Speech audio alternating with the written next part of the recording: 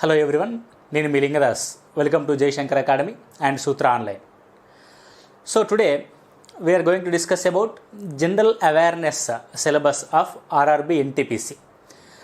Okay, maths అనే separate video ఉంది, అది కూడా చూడండి. మీరు మ్యాథ్స్ సిలబస్ పైన కంప్లీట్ అవగాహన ఏ విధంగా వచ్చింది మీకు అది చూస్తే మీకు అర్థమవుద్ది. సిలబస్ పైన కంప్లీట్ అవగాహన అనేది మీకు వస్తుంది, క్వశ్చన్స్ ఏ విధంగా వస్తున్నాయి.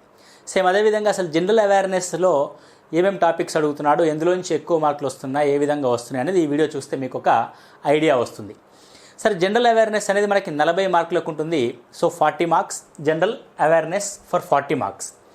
సో చాలామంది అభ్యర్థులు ఏమనుకుంటారంటే అది జనరల్ నాలెడ్జ్ అనో లేదంటే జనరల్ స్టడీస్ అనో ఒక అపోహన అయితే ఉన్నది. కొంతమంది అభ్యర్థుల్లో క్లారిటీ కన్ఫ్యూజన్ అనేది ఉంది. కానీ క్లియర్గా చెప్తున్నది ఏంటంటే ఇది జనరల్ అవేర్నెస్. అవేర్నెస్ అంటే నీకు ఒక సహజమైన అవగాహన ఉందా లేదా, సామాన్య అవగాహన ఉండడం అంటారు. జనరల్ స్టడీస్ అంటే విస్తృతమైన అధ్యయనం చేయడాన్ని జనరల్ స్టడీస్ అంటాం. ఒక అంశం ఇస్తే అంశం మీద విస్తృతమైన అవగాహనని, లోతైన అవగాహన ఏర్పరచుకోవడం జనరల్ స్టడీస్. జనరల్ నాలెడ్జ్ అంటే ఎత్తువి, పొట్టివి, పొడువి, లోతువి, ఇట్లా దీన్ని ఏమంటారంటే స్టాక్ జీకి జనరల్ నాలెడ్జ్ అంటాం. కానీ జనరల్ అవేర్నెస్ అంటే ఏంటంటే ఒక అంశం మీద నీకు నార్మల్గా ఏదైనా అవగాహన ఉందా, లేదంటే సామాన్యమైన అవగాహన ఉందా లేదా. జనరల్ అవేర్నెస్ సాధారణ అవగాహన ఉండడం. దేని మీద సాధారణ అవగాహన ఉండడం. సో మరి ఏ సిలబస్ స్టాండర్డ్లో మనకి జనరల్ అవేర్నెస్ ఉండబోతుంది అని అంటే మనకు నోటిఫికేషన్లో క్లియర్గా మెన్షన్ చేశాడు దేని గురించి, స్టాండర్డ్ ఆఫ్ క్వశ్చన్ గురించి. That is 10th class CBSE standard అనండి. క్లియర్గా 10th క్లాస్ సిబిఎస్ఈ స్టాండర్డ్ అంటే నువ్వేం చూసుకోవాలంటే 10th క్లాస్ సిబిఎస్ఈ స్టాండర్డ్లో పేర్కొనబడ్డ సైన్స్, సోషల్ సైన్సెస్ ఈ 2 సబ్జెక్టుల్లో ఏ స్థాయి వరకు నీకు సబ్జెక్ట్ సంబంధించి విషయానికి సంబంధించిన అంశాలు ఉన్నాయో ఆ స్థాయి వరకు నువ్వు పర్ఫెక్ట్ అయితే అందులోంచే క్వశ్చన్స్ వస్తాయి. రైట్ అండ్ మీకు మ్యాథమెటిక్స్ కూడా సేమ్ సిబిఎస్ఈ 10th క్లాస్ స్టాండర్డ్లోనే వస్తుంది. జనరల్ అవేర్నెస్ క్లియర్గా మెన్షన్ చేశాడు. ఇంకా ఇదైతే 100% 10th క్లాస్ సిబిఎస్ఈ స్టాండర్డ్లో వస్తాయి. సార్, సిబిఎస్ఈ స్టాండర్డ్ బుక్స్ మరి ఇంగ్లీష్ మీడియంలో ఉంటాయి కదా, మేమంతా తెలుగు మీడియం అభ్యర్థులు, మరి మేమేం చేయాలి అని అంటే ఒక విషయాన్ని గుర్తుపెట్టుకోండి. సిబిఎస్ఈ సిలబస్ ఏదైతే ఫ్రేమ్ చేయబడి ఉంటుందో అదే సిలబస్ సైన్స్కి, సోషల్కి అన్ని స్టేట్ గవర్నమెంట్లు ఫాలో అవుతాయి. అంటే మన స్టేట్లో తెలుగు మీడియం పుస్తకాల్లో 10వ తరగతి వరకు ఏ విషయ పరిజ్ఞానం ఉందో ఆ విషయ పరిజ్ఞానాన్ని మనం అవగాహన చేసుకుంటే సరిపోతుంది. అంతకుమించి ఏమీ ఉండదు. సోషల్ స్టడీస్ చదివే విషయానికి వచ్చేస్తే రీజనల్ అంశాలని పక్కకు పెట్టి ఓన్లీ నేషనల్ వైడ్ అంశాలని మాత్రం నేర్చుకోండి. అంటే రీజనల్కి టచ్ చేయడు ప్రశ్నలు. రైట్. ఫర్ ఎగ్జాంపుల్ ఆంధ్రప్రదేశ్ ఉందనుకోండి, ఆంధ్రప్రదేశ్ జాగ్రఫీ, ఆంధ్రప్రదేశ్ హిస్టరీ అలాంటి అంశాలు ఉంటే వాటిని మనం టచ్ చేయాల్సిన అవసరం లేదు. తెలంగాణ విషయానికి వస్తే తెలంగాణ జాగ్రఫీ, తెలంగాణ అంశాలు ఏమైనా ఉంటే, తెలంగాణకు సంబంధించిన కరెంట్ అఫైర్స్ ఏమైనా ఉంటే వాటిని మనం ముట్టుకోవాల్సిన అవసరం లేదు. ఓన్లీ నేషనల్ వైడ్ ఇష్యూస్ ఏదైతే ఉంటాయో వాటిని మాత్రం అవగాహన తెలుసుకుంటే సరిపోతుంది. అంటే 10th క్లాస్ సిబిఎస్ఈ అన్నాడు కానీ మళ్ళీ సిబిఎస్ఈ పుస్తకాలు ముందేసుకొని ఇంగ్లీష్ మీడియం వచ్చినా రాకపోయినా ఏదో నేర్చుకున్న తాపత్రయపడి టైం వేస్ట్ చేసుకోకండి. సింపుల్గా చెప్తున్నా, సెంట్రల్లో సిబిఎస్ఈ సిలబస్ ఏదైతే రూపొందిస్తారో దానికి అనుగుణంగానే స్టేట్ గవర్నమెంట్ పుస్తకాలు 80% సిలబస్ని కవర్ చేస్తాయి. సో మీరు అవి చూసుకోండి. రెండో అంశం, ప్రీవియస్ పేపర్స్ని అనలైజ్ చేయండి. ఎలాంటి ప్రశ్నలు ఇస్తున్నాడు, ఏ సబ్జెక్ట్లో ఏ ప్రశ్నలు టచ్ చేస్తూ వస్తున్నాడు అన్న విషయాన్ని మీరు చూసుకోండి. రైట్. మనకి ఇప్పుడు ఈ జనరల్ అవేర్నెస్ చూసుకుంటే 3 అంశాలని మనము విడదీయచ్చు. ముఖ్యంగా 3 అంశాలుగా మనం సిలబస్ని విడదీస్తే కరెంట్ అఫైర్స్ 10 మార్క్స్. ఓకే, ఏంటంటే current affairs 10 marks. So current affairs 10 మార్క్స్లో మనం ఏముండబోతుంది, ముఖ్యంగా నేషనల్ అండ్ ఇంటర్నేషనల్ అఫైర్స్కి సంబంధించి మనకు ప్రశ్నలు అడుగుతాడు. కరెంట్ అఫైర్స్లో ముఖ్యంగా పాత ప్రశ్నాపత్రాలని కనుక మనం అబ్జర్వ్ చేస్తే కరెంట్ అఫైర్స్లో ఇవ్వబడిన అంశాలు ఏంటి అని చూస్తే ఎక్కువగా స్పోర్ట్స్, క్రీడలకు సంబంధించి ఖచ్చితంగా 1-2 ప్రశ్నలు అయితే వస్తున్నాయి. స్పోర్ట్స్కి సంబంధించిన ప్రశ్నలు ఖచ్చితంగా ఉంటున్నాయండి. స్పోర్ట్స్కి సంబంధించిన అంశాలు, అది వింబుల్డన్ కావచ్చు, వాలీబాల్ కావచ్చు, ఫుట్బాల్ కావచ్చు, క్రికెట్ కావచ్చు, వాట్ ఎవర్ ఇట్ ఈజ్, ఏదైనా కావచ్చు. ఒకసారి ప్రశ్న ఏమడిగారంటే విరాట్ కోహ్లీకి ఏ సంవత్సరంలో కేంద్ర క్రీడా పురస్కారమైన అర్జున అవార్డు లభించింది అన్నాడు. ఎందుకంటే భారతదేశంలో ఇచ్చే అత్యున్నత క్రీడా పురస్కారం ఏది, అర్జున అవార్డు. విరాట్ కోహ్లీకి ఏ సంవత్సరంలో వచ్చిందని అడిగాడు. చూడండి, అంటే అది standard GK and current affairs link ఉన్న కాన్సెప్ట్, రైట్. ఇప్పుడు కూడా ఈ సంవత్సరంలో కానీ పోయిన సంవత్సరంలో కానీ 2019లో కూడా మీరు చూసుకోవాలండి. 2019 to 2020 కరెంట్ అఫైర్స్ చూసుకోవాలి.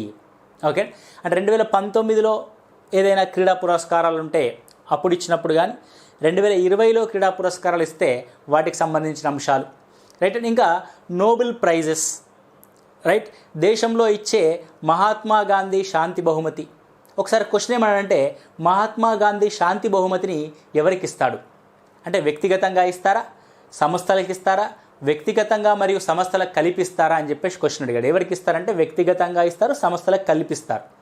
ఈ విధంగా అవార్డు అనేది ఎందుకు కేటాయించబడింది, ఆ అవార్డు ప్రస్తుతం ఎవరికి ఇచ్చారు, మొదటిసారికి ఎవరికి ఇచ్చారు, ఆ అవార్డుతో పాటు ఏం బహుకరిస్తారు అనే విషయాన్ని కూడా మీరు కరెంట్ అఫైర్స్లో ఆ వైడ్ రేంజ్లో చూసుకోవాలి.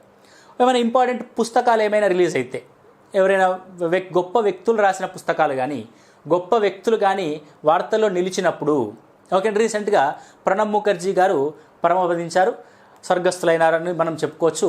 సో ప్రణబ్ ముఖర్జీ గారి గురించి ఎలాంటి అంశాలు నీకు తెలుసు, ఆయన రాసిన పుస్తకాలు ఏమైనా ఉన్నాయా, ఏ సంవత్సరంలో ఏ పదవిలో ఆయన ఉన్నాడు, ఆయనకు వచ్చిన అత్యున్నత పురస్కారాలు ఏంటి, ఆయన ఏ రాష్ట్రానికి చెందినవాడు అన్న అంశాలని మీరు గమనిస్తే అందులో నుంచి కంపల్సరీ మనం ఈసారి క్వశ్చన్ ఎక్స్పెక్ట్ చేయొచ్చండి మాజీ రాష్ట్రపతి ప్రణబ్ ముఖర్జీ గారి గురించి.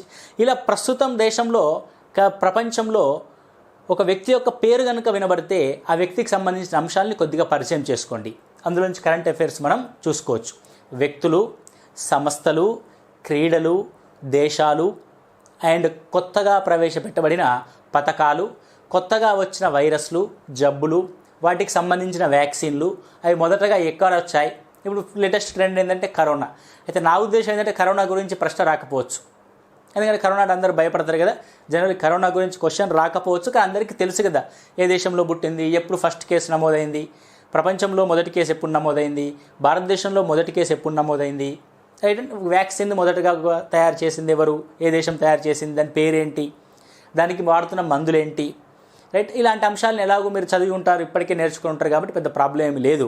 కాకపోతే నా ఒపీనియన్ ప్రకారం ప్రశ్న రావచ్చు, రాకపోవచ్చు, మేబీ రాకపోవడానికి ఎక్కువ అవకాశం ఉందండి. సో మరీ అంతగా ఉండకపోవచ్చు, రైట్. అదొరేంటి. ఇలా కరెంట్ అఫైర్కి సంబంధించిన 10 మార్కులు వస్తాయి. వెరీ వెరీ సింపుల్ బిట్స్ వస్తాయండి. రెగ్యులర్గా పేపర్ చదివే అలవాటు ఉండి పేపర్లోని అంశాలను మీరు గుర్తుంచుకోగలిగితే ఈజీగా మనం క్వశ్చన్స్ పెట్టచ్చు. సో కరెంట్ అఫైర్స్ 10 మార్క్స్, అది ఫిక్స్. నెక్స్ట్ వచ్చేసి ఇండియన్ హిస్టరీ 8 మార్క్స్. అంటే పాత ప్రశ్నాపత్రాలని గమనిస్తే మనకు యావరేజ్గా ఏమొచ్చినాయంటే ఇండియన్ హిస్టరీలో 8 మార్కులు రావడం జరుగుతుందండి. ఇవి నోటిఫికేషన్, నేను ఏవైతే చెప్తున్నానో ఈ మార్క్స్ అన్నీ కూడా నోటిఫికేషన్లో మెన్షన్ చేసినవి కావు. ఇది నా అవగాహనతో నేను అనుకుంటున్న అనాలిసిస్. ఇందులోంచి మార్పులు చేర్పులు ఎగ్జామినేషన్ సెంటర్కి ఎవరికి ఉండొచ్చు, కానీ గడిచిన ప్రశ్నాపత్రాలని గత నోటిఫికేషన్లోని ప్రశ్నాపత్రాలని గమనించి ఒక అవగాహనకు వచ్చిన తర్వాత రాస్తున్న మార్కుల యొక్క అంశాలండి. మీరు బాగా గుర్తుపెట్టుకోండి. అధికారికంగా ప్రభుత్వం ప్రకటించింది కాదు, ఇది నా యొక్క సొంత అవగాహనతో నేను చేస్తున్న అనాలిసిస్. సో మీరు నమ్మి మీరు ఫాలో అయితే నష్టమేమీ లేదండి. So Indian history 8 marks. So Indian history నుంచి ఏమడుగుతున్నారంటే ఎక్కువగా నేషనల్ మూమెంట్ నుంచి ప్రశ్నలు పడుతున్నాయి అండ్ పురాతన అంటే ప్రాచీన భారతదేశ చరిత్ర గురించి కూడా ప్రశ్నలు పడుతున్నాయి. లాస్ట్ టైం ఒక ప్రశ్న ఏం అడిగాడంటే కురుక్షేత్ర. మీకు అందరికీ తెలుసు మహాభారత యుద్ధం ఎక్కడ జరిగిందంటే కురుక్షేత్రలో జరిగింది. ఆ కురుక్షేత్ర ఏ పట్టణానికి దగ్గరగా ఉంది అన్నది ప్రశ్న. ఓకే, మీకు తెలిస్తే కింద కామెంట్ బాక్స్లో కామెంట్ చేయండి. ఏ బాక్స్ అంటే ఏ సిటీకి దగ్గరగా ఉంది అన్నది. ఓకే, కనుక్కోండి, రైట్. నెక్స్ట్ ఇండియన్ హిస్టరీలో ఎక్కువగా ఏమడుతుందంటే స్వాతంత్ర సమరయోధులు, వ్యక్తులు, వాళ్ళు స్థాపించిన సంస్థలు, వాళ్ళ యొక్క పత్రికలు, వాళ్ళ యొక్క ముఖ్యమైన తేదీలు. అంటే భారత స్వాతంత్రోద్యమం మీద వ్యక్తుల గురించి ప్రశ్న అడుగుతాడు. ఒకసారి లాల్ బాల్ పాల్ వాళ్ళ పేర్లు ఏందన్నాడు. సింపుల్ క్వశ్చన్ చూడండి, లాల్ బాల్ పాల్ ఎవరు? ఓకే. ఇంకొకసారి భగత్ సింగ్ స్థాపించిన ఒక సంస్థ పేరు అడిగాడండి. భగత్ సింగ్ స్థాపించిన ఒక సంస్థ పేరు. మనకి స్వాతంత్ర పోరాటంలో చూసుకుంటే ఒక్కొక్క వ్యక్తి, ఒక్కొక్క స్వాతంత్ర సమరయోధులు, ఒక్కొక్క గొప్ప వ్యక్తి ఒక గొప్ప సంస్థని స్థాపిస్తారు, లేదంటే ఒక వార్తాపత్రికను స్థాపిస్తారు, లేదంటే ఒక గ్రంథాన్ని రాస్తారు, లేదంటే వాళ్ళకి సంబంధించిన కొన్ని కీలకమైన ఘట్టాలలో వాళ్ళకి సంబంధించిన తేదీలు గుర్తుంచుకోవాల్సి ఉంటుంది.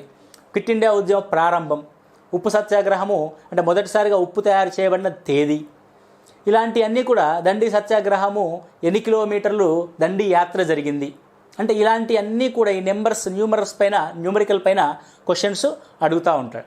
కాబట్టి మీరేం చేయాలంటే ఇండియన్ హిస్టరీని ఏ విధంగా చూడాలి, జనరల్ స్టడీస్ చదివినట్టుగా లోతుగా విషయావగాహన చేసుకోవాల్సిన అవసరం లేదు. సింపుల్. మహాత్మా గాంధీ తీసుకుంటే మహాత్మా గాంధీ పుట్టినప్పటి నుంచి చనిపోయేంత వరకు అతని జీవితంలో జరిగిన ముఖ్యమైన ఘట్టాలు, అతను స్థాపించబడిన ముఖ్యమైన సంస్థలు, అతను రాయబడిన ముఖ్యమైన గ్రంథాలు, అతను స్థాపించిన ముఖ్యమైన పత్రికలు ఏమున్నాయో అవన్నీ చూసుకో. ఇలా వ్యక్తుల పరంగా మీరు ఇండియన్ హిస్టరీని చదువుకుంటూ వస్తే మీకు ఈజీ అవుతుందండి. నెక్స్ట్ కంపల్సరీ ఇండియన్ హిస్టరీ నుంచి ఒక బిట్టు దేని గురించి పడుతుందంటే ఎవ్రీ టైం చూస్తే నాకేమనిపించిందంటే డైనాసిటీస్ అంటే రాజ్యవంశ స్థాపకుల గురించి ప్రశ్న అడుగుతున్నాడు ప్రతిసారి.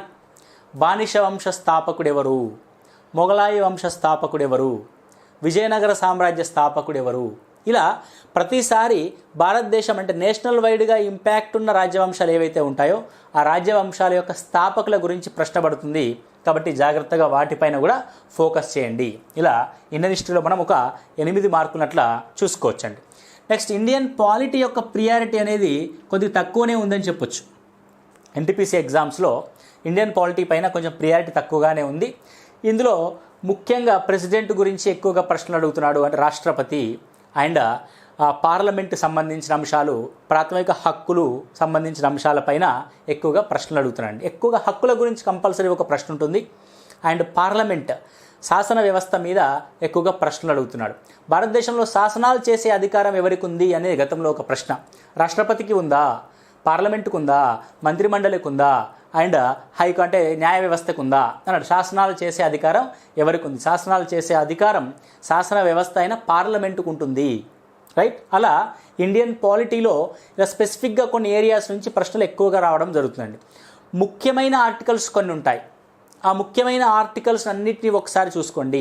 అత్యవసర పరిస్థితులకు సంబంధించిన ఆర్టికల్స్ కావచ్చు, ప్రాథమిక హక్కులకు సంబంధించిన ఆర్టికల్స్ కావచ్చు, రాష్ట్రపతి పదవికి సంబంధించిన ఆర్టికల్స్ కావచ్చు, ఓకే, సుప్రీంకోర్టు యొక్క జడ్జిల నియామకానికి సంబంధించిన ఆర్టికల్స్ కావచ్చు, వాటికి సంబంధించిన నిర్మాణాలు, వారికి ఉన్న అర్హతలు, వారికి ఉన్న పదవీ కాలాలపైన ఎక్కువగా ప్రశ్నలు పడుతున్నాయి ఇండియన్ పాలిటీలో.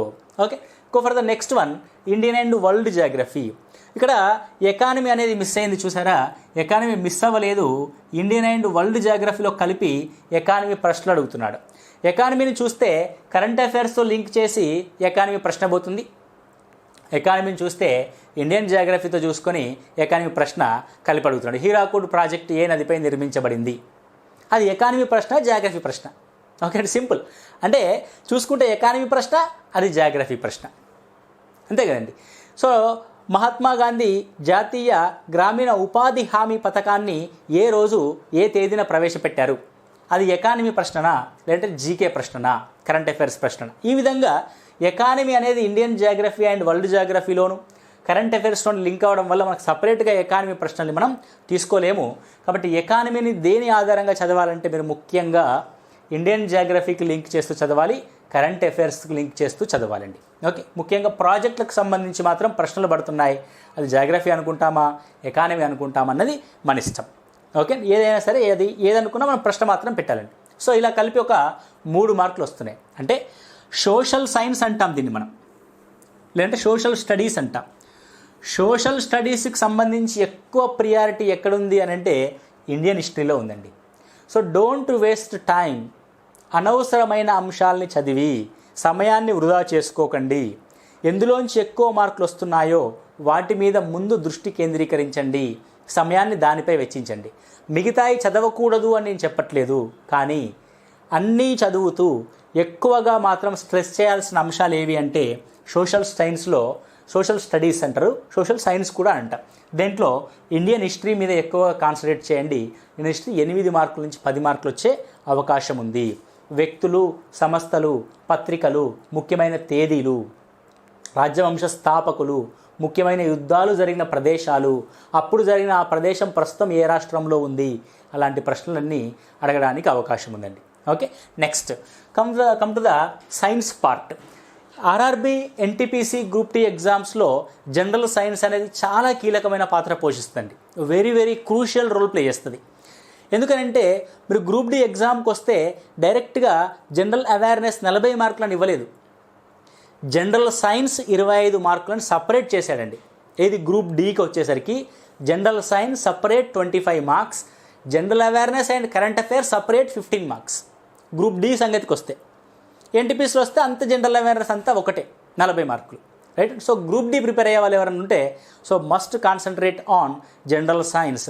మీరు మ్యాథమెటిక్స్ ఎంత ప్రియారిటీ ఇస్తారో జనరల్ సైన్స్కి కూడా అంతే ప్రియారిటీ ఇవ్వండి, రైట్. ఎందుకంటే ఎక్కువగా మార్కులు అక్కడి నుంచే వస్తున్నాయి. గత ప్రశ్నాపత్రాలన్నీ చూసినా ఎక్కువగా సైన్స్ బిట్లే కనబడుతున్నాయి. సైన్స్లో బయాలజీకి సంబంధించి మనము 7 మార్కులు ఎక్స్పెక్ట్ చేయొచ్చు, 7 లేదా 8 మార్కులు ఎక్స్పెక్ట్ చేయొచ్చు. ఎక్కువగా ఎలాంటి ప్రశ్నలు అడుగుతున్నాడు బయాలజీలో అంటే మానవ జీవితానికి ఉపయోగపడే సైన్స్ అండ్ మనిషి యొక్క మొత్తం వ్యవస్థలపైన ప్రశ్నలు అడుగుతున్నాడు. నాడీ వ్యవస్థ, శ్వాస వ్యవస్థ, రక్త ప్రసరణ వ్యవస్థ, అస్థిపంజర వ్యవస్థ, ప్రత్యుత్పత్తి వ్యవస్థ, అంతఃస్రావిక వ్యవస్థ, పోషణ వ్యవస్థ, విసర్జక వ్యవస్థ, వీటన్నింటికి సంబంధించిన ప్రశ్నలు అడుగుతున్నాడండి. అండ్ స్టడీ అడుగుతున్నాడు. స్టడీ అంటే ఒక అంశం, ఇప్పుడు ఫర్ ఎగ్జాంపుల్ నోస్ ఉందనుకోండి, ముక్కు యొక్క అధ్యయన శాస్త్రాన్ని ఏమంటా? సింపుల్. ఓకే, జలుబు ఉంది, జలుబు ఏ వైరస్ కారణంగా వస్తుంది? కరోనా ఏ వైరస్ కారణంగా వస్తుంటే కరోనా వైరస్ అని పెడతాం. కానీ జలుబు ఏ వైరస్ కారణంగా వస్తుంది? అట్లా అంటే మనం ఊహించని ప్రశ్నలు ఎదురవుతాయి బయోసైన్స్లో. ఓకే, రైనో వైరస్ అంటామండి, రైనో వైరస్. ఓకే, ఇట్లా ఆ అధ్యయన శాస్త్రాలపైన ప్రశ్నలు అడుగుతాడు, రైట్. నెక్స్ట్ బ్లడ్ గ్రూప్స్ పైన ఎక్కువగా ప్రశ్న కనబడుతున్నాయి, ప్రతిసారి కనబడదండి బ్లడ్ గురించి. బ్లడ్లో ఎక్కువగా అంశాలు ఏంటంటే విశ్వగ్రహీతలను ఎవరిని అంటారు, విశ్వదాతలను ఎవరిని అంటారు, విశ్వగ్రహీతలకి విశ్వదాతలకి మధ్య తేడా ఏంది, ఏ గ్రూప్లో ఏముంటాయి, ఏ గ్రూప్లో ప్రతిరక్షకాలు ఏముంటాయి, ప్రతిజనకాలు ఏముంటాయి, బిలో అండ్ ఏబిలో అండ్ ఓలో ఏ విధంగా ఉంటాయి. ఓకే, ఏబి పాజిటివ్ అనగా ఏంటి, నెగిటివ్ అనగా ఏంటి అంటే ఈ విధంగా మనం బ్లడ్ని సంబంధించి అనాలిసిస్ చేసుకుంటే మనం చూసుకోవచ్చు. ఒక్కొక్కసారి తెల్ల రక్త కణాల జీవితకాలం ఎంత, ఎర్ర రక్త కణాల జీవితకాలం ఎంత అని కూడా అడిగాడండి. వాటి యొక్క ఇంగ్లీష్ టర్మినాలజీ పైన కూడా ప్రశ్నలు పడడానికి అవకాశం ఉంది. ఓకే, రక్తం యొక్క అధ్యయన శాస్త్రాన్ని ఏమంటాం? ఓకే, హిమటాలజీ అంటారు. అంటే అట్లా ఏదో ఒకటి ఆ అధ్యయన శాస్త్రాలపైన ప్రశ్నలు పడతారు. ఎందుకు హిమటాలజీ అంటారంటే రక్తంలో హిమోగ్లోబిన్ ఉంటుంది. హిమ అనగా బ్లడ్, హిమటాలజీ హిమోగ్లోబిన్ ఎరుపు వర్ణాన్ని అందించేది. ఓకే, ఇలా రకరకాల ప్రశ్నలు అడుగుతారండి. నెక్స్ట్ మనిషికి ఉపయోగపడే ఆహార పదార్థాలపైన ప్రశ్నలు ఎక్కువగా అడుగుతాడు. పాలలో ఉండే చక్కెర ఏది, పాలలో ఉండే ప్రోటీన్ ఏది, సంపూర్ణ ఆహారం అని దేన్ని అంటారు, గుడ్డులో ఏ విటమిన్లు ఉంటాయి, రైట్. అండ్ నెక్స్ట్ క్యారెట్ ఉంది, క్యారెట్లో ఏ విటమిన్ ఉంటుంది, క్యారెట్ అనేది వేర, కాండమా, దుంపన, ఆక, మొగ్గన, రైట్. లవంగాలు అనేటివి ఏంటి? ఇలా ఒక వృక్షాలు మనిషికి ఉపయోగపడే ప్రతి వస్తువు ఒక చెట్టుది కానీ ఒక జంతువుది కానీ అయి ఉంటే ఆ చెట్టులోని ఏ భాగానికి సంబంధించిన దాన్ని మనం తీసుకుంటున్నాము దాని మీద ప్రశ్న పడుతుంది. సో కాబట్టి ఇలాంటివన్నీ కూడా మీరు జాగ్రత్తగా చూసుకోవాలండి, రైట్. నెక్స్ట్ గర్భావధ కాలాల గురించి ప్రశ్న. అంటే గర్భావధ కాలం అంటే మనిషి మానవుడి యొక్క గర్భావధ కాలం ఎంత అంటే ఒక శిశువు జన్మించడానికి గర్భంలో ఎంత కాలం పాటు ఉంటుంది, ఈ ఏనుగు యొక్క గర్భావధి కాలం ఎంత. ఓకే, ఈ విధంగా గర్భావధ కాలాల గురించి కూడా ప్రశ్న అడుగుతున్నాడండి, రైట్. ఇలా రకరకాలుగా మాట్లాడుకుంటే సైన్స్ వాళ్ళు మాట్లాడుకుంటే బాగుంటుంది, నేను మాట్లాడితే ఎక్కువ మాట్లాడితే బాగోదు. ఏదో నాకున్న కొద్దిపాటి అవగాహనతో కొన్ని ఏరియాస్ టచ్ చేస్తూ వెళ్ళాం. సో ఈ ఏరియాస్ నుంచి ఎక్కువగా ప్రశ్నలు అడుగుతున్నానండి. ఇక్కడ నుంచి అంటే మానవుడి యొక్క వ్యవస్థ, అన్ని వ్యవస్థలు, మానవుడికి ఉపయోగపడే అన్ని రకాల వృక్షాలు, జంతువులు, తినేటి అంతకుమించి ఏం చేస్తామండి, తినేటి గుడ్డు గురించి చదువుకో, పాల గురించి చదువుకో, క్యారెట్ గురించి చదువుకో, ఆరోగ్యవంతమైన ఆహార పదార్థాల గురించి, ఓకే, లవంగాల గురించి చదువుకో, ఎప్పుడు రెగ్యులర్గా చూస్తూ ఉంటాం కాబట్టి. నిమ్మ ఉంది, నిమ్మలో ఏ విటమిన్ ఉంటుంది, ఇలాంటివన్నీ కూడా ఉసిరి, రైట్. అండ్ సిట్రస్ జాతి పళ్ళలో ఏ విటమిన్ ఉంటాయి, విటమిన్ లోపాల వల్ల ఏర్పడే వ్యాధులు ఏమిటి, ఓకే, హార్మోన్ లోపం వల్ల కలిగే వ్యాధులు ఏమిటి, ఇలా వ్యాధులు, జన్యు సంబంధ వ్యాధులు, జన్యు సంబంధం కాకుండా బయట నుంచి వచ్చే వ్యాధులు, రైట్, వాటి గురించి అధ్యయనాలు, ఇవన్నీ కూడా మనము బయాలజీ కింద చూసుకోవచ్చు. ఇవన్నీ కూడా మీకు టెక్స్ట్ బుక్లో ఉంటాయి, జాగ్రత్తగా చదువుకోండి. Okay, simple. నెక్స్ట్ ఫిజిక్స్కి సంబంధించిన ప్రాబ్లమ్స్ అడుగుతాడు. ఫిజిక్స్కి సంబంధించిన ప్రాబ్లమ్స్ ఎక్కువగా అంటే రెగ్యులర్ లైఫ్లో ఉపయోగపడే ఫిజిక్స్ సంబంధించి అడుగుతాడండి. ఏసీ కరెంట్ని డీసీగా మార్చేది ఏది అన్నాడు ఒక ప్రశ్న. ఏసీ కరెంట్ని డీసీగా మార్చేది ఏది? ఓకే, ట్యూబ్ లైట్లో ఉండే వాయువు ఏది? బల్బులో ఉండే ఫిలమెంట్లో ఉండే లోహం ఏది? ఓకే, ఇలా ఫిజిక్స్కి సంబంధించిన ప్రశ్నలు చూస్తే రకరకాలుగా డైలీ లైఫ్లో ఉపయోగపడే చాలా ప్రశ్నలు మనం గమనించవచ్చు. ఇవన్నీ కూడా టెక్స్ట్ బుక్లో లభిస్తాయి, కాబట్టి జాగ్రత్తగా ఒకసారి టెక్స్ట్ బుక్ని చూడండి. కరెంట్, ఎలక్ట్రిసిటీ చాప్టర్, విద్యుత్ అనే చాప్టర్ ఉంటుంది, అయస్కాంతత్వం చాప్టర్ ఉంటుంది, విద్యుత్ అయస్కాంతత్వం ఉంటుంది, కాంతి ఉంటుంది. కాంతి, ఒక లైట్, కాంతికి సంబంధించి ఒక ప్రశ్న ఏమడిగారంటే దగ్గరి వస్తువులు మాత్రమే చూసే వ్యాధిని ఏమంటారు? దూరం వస్తువులు చూడకుండా దగ్గరి మాత్రమే చూసేది. ఇది biological science question as well as physics question కూడా. దగ్గరి మాత్రమే చూసే వ్యాధిని ఏమంటారు? ఏదో మాయోపియనో ఏదో మాయరోగం అంటారు. Okay, right. అంటే స్థూల దృష్టి, హస్వ దృష్టి అని రెండు రకాలుగా ఉంటాయి. Okay, right. చూస్తాం అదంతా ఫిజిక్స్కి సంబంధించి, బయో సైన్స్కి సంబంధించిన విషయాలు.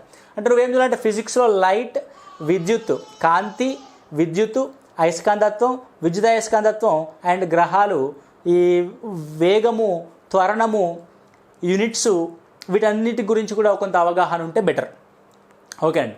పనిని ఏ యూనిట్లో కొలుస్తారు? ఎస్కేఎస్ పద్ధతి ఏంటి? సిజిఎస్ పద్ధతి ఏంటి? ఎస్ఐ పద్ధతి ఏంటి? సిజిఎస్ పద్ధతి ఏంటి? ఎంకేఎస్ పద్ధతి ఏంటి? ఓకే, బలం ఉంది. ఒక మనిషి యొక్క బలాన్ని, అంటే ఒక వ్యవస్థ యొక్క బలాన్ని దేంట్లో కొలుస్తాం? ఏ యూనిట్లో కొలుస్తాం? 1 Newton is equal to how many dynes అన్నాడు ఒకసారి ప్రశ్న. న్యూటన్ అనేది ఏ అంశానికి సంబంధించిన యూనిట్? ఓకే, మీకు తెలిస్తే కింద కామెంట్ సెక్షన్లో కామెంట్ చేసుకోండి. ఓకే, నలుగురికి తెలుస్తుంది అట్లా. Okay, right. చూస్తే ఇలా ఫిజిక్స్ సంబంధించిన ప్రశ్నలు చూడొచ్చు. కెమిస్ట్రీకి సంబంధించి ఎక్కువగా ప్రశ్నలు దేని మీద పడుతున్నాడంటే నిత్య జీవితంలో ఉపయోగపడే కెమికల్ పదార్థాలపైన పడుతున్నాడు. బ్లీచింగ్ పౌడర్లో ఉండే రసాయనం అడిగాడు ఒకసారి. తినే సోడా, బట్టల సోడా యొక్క రసాయన పదార్థం, ద్రవరాజము, అక్వారీజియా అనగానేమి? ఓకే, ఇలా నిత్య జీవితంలో ఉపయోగపడే చాలా కెమికల్ వస్తువులపైన ప్రశ్నలు అడుగుతాడు. మీకు ఇవన్నీ కూడా టెక్స్ట్ బుక్లో ఉంటాయండి. Out of the text book maximum పోడు, ఎందుకంటే హీ మెన్షన్ దట్. మనకు సిలబస్లో మెన్షన్ చేశాడు 10th క్లాస్ సిబిఎస్ఈ సిలబస్ అని, కాబట్టి అది దాటిపోడు. కాబట్టి మనం కూడా దాటిపోవాల్సిన అవసరం లేదు, అదే చదువుకుంటే చాలు. Okay, next science and technology. ఇది సైన్స్ అండ్ టెక్నాలజీ, కంప్యూటర్స్కి సంబంధించిన కూడా ప్రశ్నలు వస్తున్నాయండి. కంప్యూటర్స్, ఓకే, కంప్యూటర్స్ మీకు అందరికీ తెలుసు. రెగ్యులర్గా ఉపయోగించే ఎంఎస్ ఎక్సెల్, ఎంఎస్ వర్డ్ ఇలాంటి వాటి గురించి కూడా కొంచెం ప్రశ్నలు అడుగుతున్నాడు. వాటి మీద కొంచెం చూసుకోండి. మెమొరీకి సంబంధించిన ప్రశ్నలు అడుగుతున్నాడు. మనం రెగ్యులర్గా వాడే ఎంబీ ఏంటి, మెగాబైట్ ఏంటి, గిగాబైట్ ఏంటి, టెరాబైట్ ఏంటి?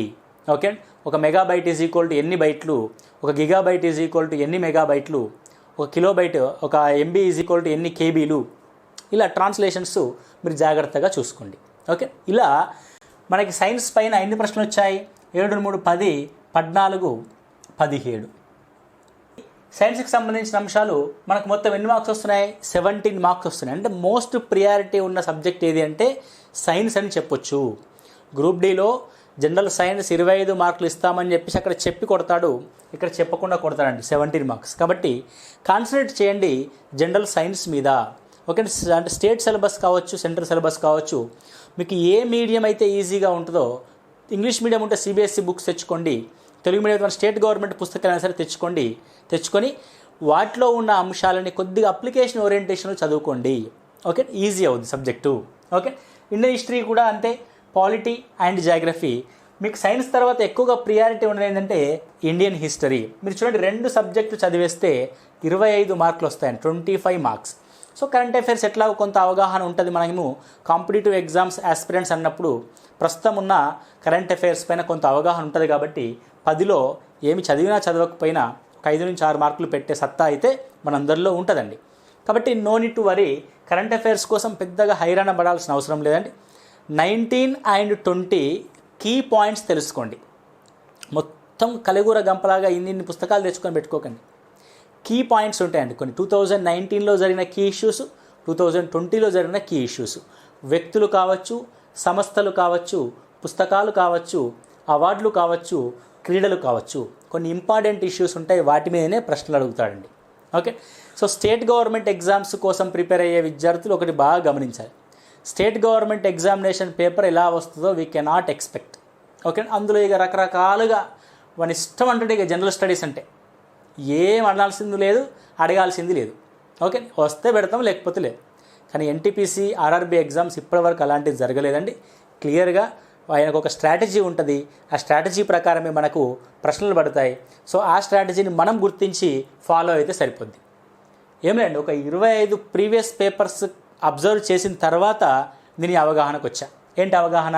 కరెంట్ అఫైర్స్ 10, ఇవి ఒక 17, జనరల్ సైన్స్ ఒక 17, ఇవి ఒక 13, 10 + 30, 40 మార్కులు క్లియర్గా సెట్ అయింది. కానీ ఒక మార్కు అటు, ఒక మార్కు ఇటు అంతే. So this is the perfect analysis of general awareness, not general studies, it was general awareness. కొంచెం అవేర్నెస్ ఉంటే చాలు, మీకు సరిపోతుంది. ఓకే, రైట్ అండి. సో ఫర్ మోర్ వీడియోస్ మీకు ఆర్ఆర్బీ ఎన్టీపీసీ మీద అండ్ కాంపిటేటివ్ ఎగ్జామ్స్ మీద ఇలాగే కంటిన్యూగా వీడియోస్ వస్తూ ఉంటాయి మన ఛానల్లో. కాబట్టి subscribe the Sutra online channel. ఒక గంట కొట్టండి, గంట ఉంటుంది. And free online classes, live classes conduct చేస్తాం ఆర్ఆర్బీ ఎన్టీపీసీ గురించి, మ్యాథమెటిక్స్ అండ్ రీజనింగ్ అండి. జనరల్ స్టడీస్, జనరల్ అవేర్నెస్ తర్వాత చూద్దాం. ముందైతే మ్యాథమెటిక్స్ అండ్ రీజనింగ్కి సంబంధించి free online live classes conduct చేస్తామండి. ఫ్రీ లైవ్ క్లాసెస్ ఉంటాయి. Download the Sutra online app. మీరు సూత్ర ఆన్లైన్ యాప్ డౌన్లోడ్ చేసుకొని మీ డీటెయిల్స్ని మాకు వాట్సాప్ చేయండి. 8688059057 కానీ 8885607060 కానీ మీ డీటెయిల్స్ నాకు వాట్సాప్ చేయండి. మాకు వాట్సాప్ చేస్తే అంటే ఫోన్ చేసినా పర్లేదు. ఇన్కేస్ ఫోన్లు కలవని పక్షంలో వాట్సాప్ అయితే కంపల్సరీ 24/7 ఆన్లో ఉంటుంది. ఎవరో ఒకరు చూస్తూ ఉంటారు మా దాంట్లో. కాబట్టి మీకు రిప్లై ఇవ్వడం, ఆ ఫ్రీ ఆన్లైన్ క్లాసెస్ని ఏ విధంగా పొందాలి అన్న విషయాన్ని కూడా మీకు వివరిస్తాం. దానికంటే ముందు మీరు చేయాల్సింది ఏంటి అంటే download the Sutra online app. Go to the play store and type Sutra online. Okay, మీకు సూత్ర ఆన్లైన్ యాప్ కనబడుతుంది, డౌన్లోడ్ చేయండి. డౌన్లోడ్ చేసి అలా పెట్టుకోండి. దానికి సంబంధించిన లైవ్ క్లాసెస్ యొక్క ఇన్ఫర్మేషన్ మీకు ఏ విధంగా వస్తుందంటే డౌన్లోడ్ చేసిన తర్వాత so WhatsApp to this number with your details. Okay, నేను మీ Lingadas. All the best. Thank you.